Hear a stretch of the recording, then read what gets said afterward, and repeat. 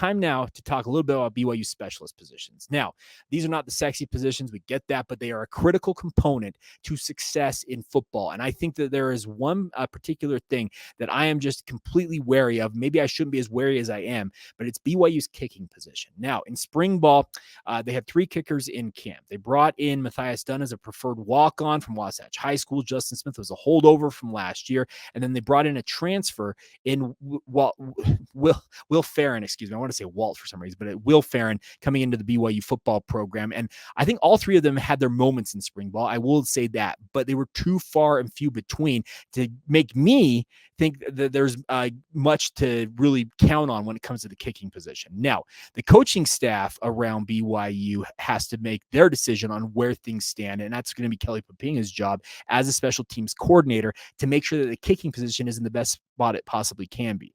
He must have faith and has seen something to think that these 3 kickers, along with Jared Capisi, who is going to be walking on with the BYU football program, a kicker. Remember, it was his older brother played for BYU. EC Capisi back a while back as a defensive back.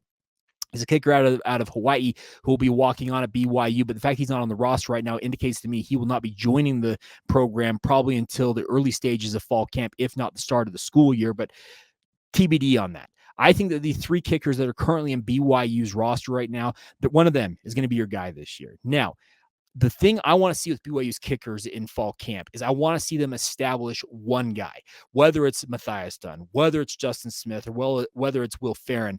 Make them the guy, I'd say a week, maybe 2 at the most, into training camp, and put all of your trust and all of the reps that you possibly can muster into those guys. That does not mean that you're going to be stuck with them for the entire year, because there comes a point, obviously, if they were failing in game, you'd make a decision on other guys, and the other guys can work off to the side and get their kicks in and keep themselves in shape and the like, but you have to settle on one of these guys. My money, personally, with my amateur eye, is I would put it on Matthias Dunn. I think he had the most consistent spring, but like I said, consistency is a kind of a buzzword when it came to the kicker position this past spring. So we'll see what happens there. The nice part is you do have a very steady kicker, a punter, I should say, in Ryan Rehkow. Now, Rehkow, according to what Jay Drew wrote in the Deseret News, could have left as recently as this past offseason. There was some thought that he may chase his fortunes in the NFL, but he came back for another year and really wants to show what he's capable of with the BYU football program. And I had a great chat with him down at Big 12 Media Days, and we'll let you hear a little bit more about what he thinks of BYU specialist positions, what he wants to accomplish still in a BYU uniform. So without further ado, here you go, Ryan Rehkow on BYU's punting situation and where he stands personally. When the names came out, who was going to attend Big 12 Media Day, you're the only specialist in the entire conference that made the trip down here. How does that feel? Yeah, it was definitely – Brett gave me a call while I was down on a trip working with a coach, and I was like, you sure you want me to go to Media Days? Like, there's literally no other special teams guys here. So seeing that, it's definitely an honor. You feel a little bit out of place. Like, I feel like I fit in physically, but my position is a lot different than all these guys, but it's an honor to be here for sure. Well, physically, you do fit in because you look like a defensive end. Let's be real. Yeah, no. So luckily, I'm keeping up on the weights and everything, so I can do that. But inside, it's like, no, I'm a punter at heart. That's good with me. Did when you got that call, do you have any relationship with the other specialists in this conference at all? Did they hit you up and say, hey, thanks for representing us? No, nobody did. I mean, coming into a new conference, I'm hoping to get to know a lot of the guys, and I mean, I know of them. I just don't have that relationship yet, but you play, you talk before and after the games, and it's going to be a fun year. Now, obviously, new level of football, obviously a whole new conference for BYU.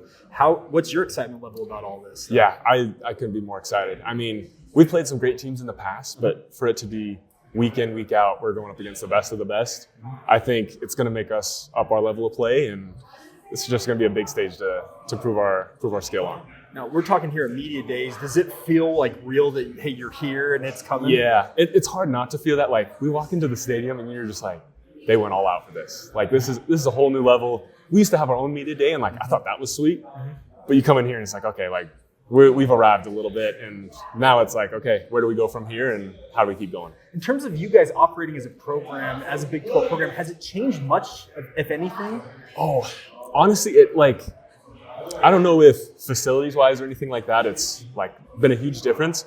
But personnel-wise, I think it's been a noticeable difference. Since the end of last year, especially all through the offseason and even in spring ball, it feels like, okay, like we're ready. We got to really dial things in, tighten things down, and yeah, I think everybody's just ready to get the season going. Now, you're about 50 days away. What do you need to work on the most in the lead up to the season, in your opinion? Oh, for myself personally, I think it's just, man, there's always a lot of things that you can do. I would say just making sure my body's fully healthy, ready to go. And I mean, as a punter, as a specialist, like the mindset's a little different. It's not like, oh man, I got to go out there and like kill somebody. It's just, let me stay calm. Let me just do what I know I can do and do it the best that I can. Now, as a punter, are there like certain, I guess, specific workouts, benchmarks you have to meet? Yeah. I don't know if it's like you need to hit this number on a squat or anything like that. We do a lot of the same workouts as the rest of the team and everything like that. But this year's been different too, just with this new strength staff. They've been able to kind of tailor it a little more to the specialists. And so I've noticed a difference in myself already, and I think that's been a really, really positive change.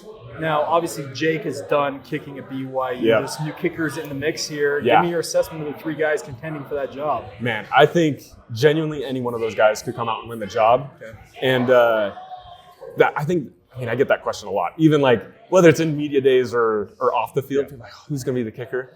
And genuinely, like the skill level of all those guys, they could 100% do it. It's just who comes out ready to perform and win the job.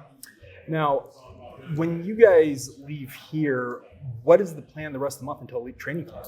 Yeah, so we, the next 2 weeks, we still got our lifts and everything. We're staying in shape, getting that conditioning in. And then, I mean, for myself personally, it's just, let's start getting my body ready for fall camp. Start kicking a little bit more so I'm not just legs are dead. The first day of fall camp, that first week, you're like, oh man, I wasn't ready. But yeah, just physically and I mean, mentally, enjoy the summer, the last bit of summer that we have. And then things get crazy, but like you wouldn't trade it for anything else. How many kicks will you make in a day, like as a punter in practice? Depends on the day. I usually tell myself I want to limit it to like 35, 45 reps. But there's some days where it's like, I got to get this figured out. And you might kick like 70, 80 balls. You try not to do those too much just because it's a lot of wear and tear, but it definitely happens once in a while. There you go, Ryan Rehkow, BYU punter with myself at Big 12 Media Days. Apologies for kind of the weird audio on that. I tried to take the echo out of it. We were in a very cavernous room, kind of what I'm recording in. The one I'm recording in is actually much better than the one that we were recording that in. Did my best to edit it, so if it sounded a little bit wonky, I apologize, but great stuff all the same, and I think that Ryan's in place for a big season. I actually picked him as a preseason punter. I think that he has the capability of going out there and having a monster year for BYU, and obviously when you have the punter on the field all the time, that means your offense typically is in a pretty tough spot. But I think that Ryan's got a good perspective on all things. And obviously he's got confidence that things are going to go well this year for BYU. Hope springs eternal, obviously, at Media Days, but a big thank you to him for taking the time to join us here on the podcast. Now, his younger brother, Landon Rehkow, is in the program right now as well. Landon is a kicker/punter on the roster. I think he's probably a year away from contributing very easily. Could be the one Rehkow hands the punting position to the other, beginning as soon as next year in 2024. Now, Ryan could come back for another year if he wants to, but it sounds like he is kind of looking at just year by year, kind of evaluating his options. And if he has a big year this year, kicking it and really feels like it's his time to go out and chase his professional fortunes, so be it. He's a big body. Landon's not near the size of his brother. Ryan's listed at 6'5", 230 pounds. Landon's listed at 6 foot, 180. So a little bit different in body size, but at the same time, I think both of them very capable of contributing. Now, also on the specialist side of things, you've got the Riggs brothers who will be holding on to the long snapper position. I think that they are in very good hands. Use the pun there, insert pun joke there, but the Riggs brothers are very, very capable long snappers. I'm actually not concerned at all with the long snapping position for BYU right now. I think they're going to be very capable there. Now, at returner, I think there's going to be some interesting debates here, because obviously Hobbs Nyberg, I thought was very, very solid at punt returner last year. And I've been a guy who thought early on in his run as BYU's punt returner that Hobbs needed to be replaced by somebody else, but he's impressed me over the past year. And I was assume going into training camp that Hobbs will be your lead guy at punt returner.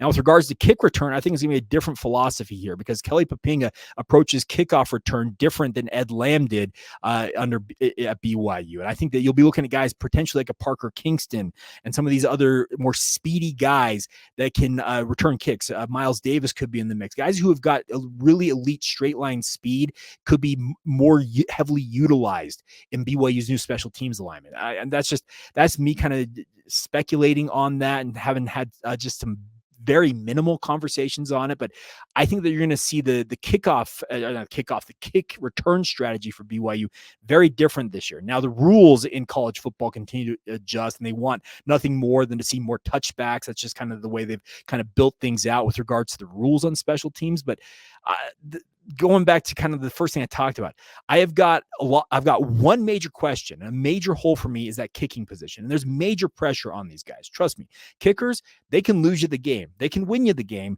Whereas other guys in the specialist positions, their mistakes may not necessarily be as glaring. Now, could a long snapper screw up a snap that could end up with a kick that gets just botched and you lose the game? Yes, that can happen. Could a punter just shank a punt off of his foot and the very next play a team scores a touchdown? Yeah, that happens. But kickers have an inordinate amount of pressure on them because of their ability to score points and single-handedly, footedly, whatever. We're going puns today. Why not have some fun with the puns here? But single-handedly or single-footedly could you win you or lose you a football game. So call me a critic, call me a skeptic, call me what you will, but I just think that the kicking position for BYU is one gigantic question mark right now, whereas the rest of the special teams unit for BYU, I think, is actually, frankly, quite solid. Like, look at everything else, punter, long snapper, return men. I think everything lines up, but there is just that one glaring issue at kicker, and I hope it doesn't come back to bite BYU in the rear end this year.